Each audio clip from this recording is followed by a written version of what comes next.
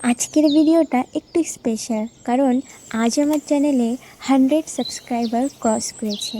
ধন্যবাদ আমার এই ছোট্ট একটা ইউটিউব ফ্যামিলি।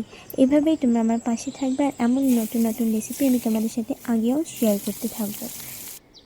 তো আজকে রান্নাটা ছিল মটরশুঁটি দিয়ে পাঙাশ মাছের ঝোল।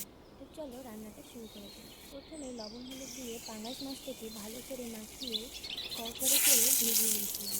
ভেজে তুলে নিয়ে তেল গরম করে তেজপাতা, শুকনো লঙ্কা, জিরা ফোড়ন দিয়ে লাইট ব্রাউন করে ভেজে নিয়ে এদিকে পেঁয়াজ কুচি দিয়ে লঙ্কার কুচি দিয়ে ঠিক ভেজে নেওয়া হচ্ছে। ভেজে নিয়ে লবণ হলুদ দিয়ে জিরা গুঁড়ো, ধনে গুঁড়ো, আদা বাটা, রসুন বাটা দিয়ে ভালো মতন কষিয়ে নিতে হবে।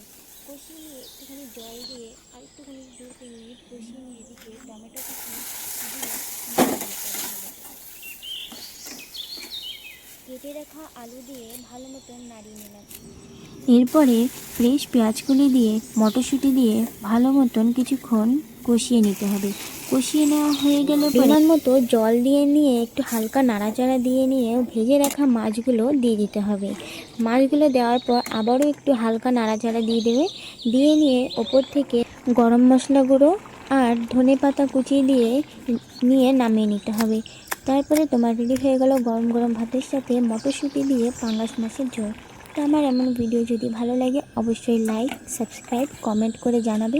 আর এরপরে কোন রেসিপি তোমাদের সাথে শেয়ার করবো অবশ্যই জানো। এখন তুমি সুস্থ থেকো, ভালো থেকো, বাই বাই।